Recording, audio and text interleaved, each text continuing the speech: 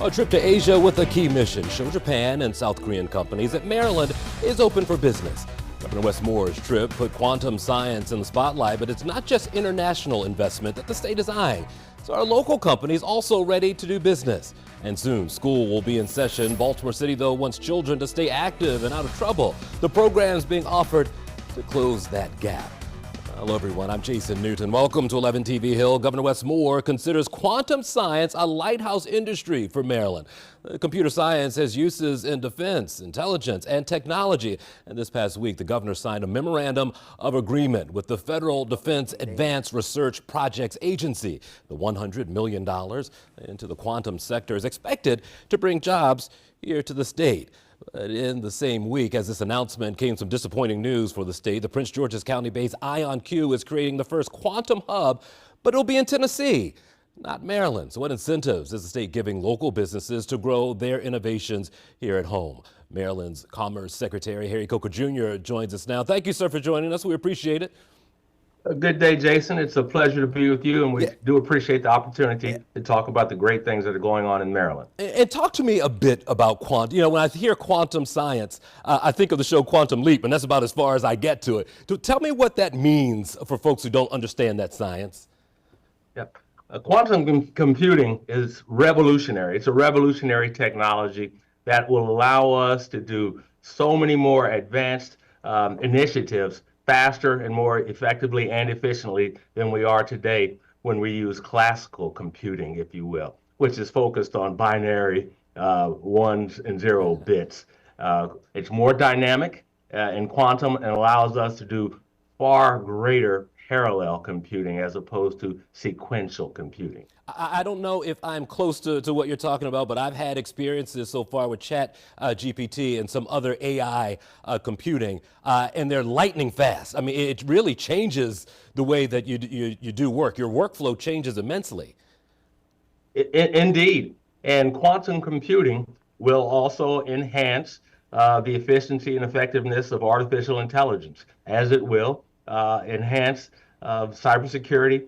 And actually, there are many, many use cases that we have not even been able to forecast just yet. There are use cases that will evolve as the technology evolves. One thing for sure, it's going to change the way we do business, and not just from a national security perspective, but from a commercial perspective as well.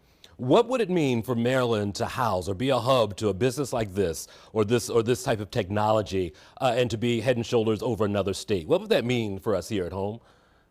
Well, we are the capital of quantum, and it's good news not just for the state of Maryland, but for the nation. No other state has the resources, the assets that Maryland has when it comes to quantum computing.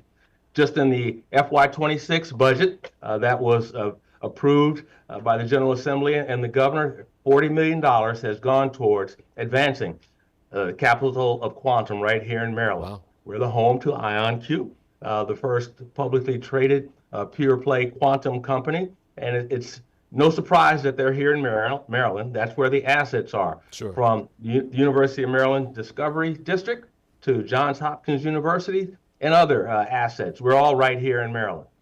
Tell me, we do have to talk about Quantum Q a little bit. And what was it that you think Tennessee was able to offer versus what Maryland was not? Well, I don't know that's a matter of what Tennessee offered that Maryland does not. We are the capital of quantum. Sure. We are the center of quantum. That does not imply that there won't be quantum capabilities in other locations, but the capital implies that we are the center of action. And sure. That's why, frankly, you mentioned the Defense Advanced Research Project Agency, MOU, that was signed with the state of Maryland, led by Governor Moore this past week.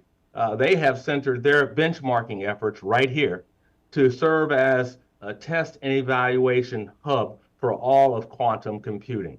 It's right here in Maryland, sure, the capital of quantum. And I keep hearing the capital of quantum. I only know of IonQ. I'm guessing there must be a number of businesses that are able to do what they do, yeah? Well, they're the first ones, and actually there are additional businesses that are right here in Maryland. You mentioned the Asia Trade Mission from a couple of weeks ago. There is Japan's only quantum hardware company, NanoQ, and they recently opened an office right here in Maryland Wow. at the Discovery District in College Park. So there is already a strong foundation for collaboration, not just with U.S. companies, but with our international partners. The other part of that trade mission to Asia, there was also an MOU with the South Korean company. So we have, again, the capital of quantum bringing the center of the U.S. quantum capabilities, but we're also bringing in our allies and other partners as well. Got about a minute left. What should people be looking forward to in the future when it comes to quantum computing in Maryland? It's going to revolutionize the way we do business in Maryland, in the nation, and around the world. We're going to have enhanced capabilities. We will have increased economic growth, which will be opportunities for our residents, and we're going to lead the way. The other thing that I want to point out, we often talk about quantum computing, which is necessary because encryption will not be able to continue to provide the foundation that it does for communications and financial transactions unless we have post-quantum cryptography. That's the ability to encrypt, again, for transactions and secure communications that can withstand quantum computing's power. Okay. Right here in Maryland, the National Institute of Standards and Technology has advanced post-quantum cryptography algorithms that can stand up to quantum computing. Mr. Secretary, let me tell you, you've given me a look into the future. I'm going to have to go to the library now and figure all this out. Listen, Please do. It is important. I want to thank you for your time. I'm looking forward to see where all this goes.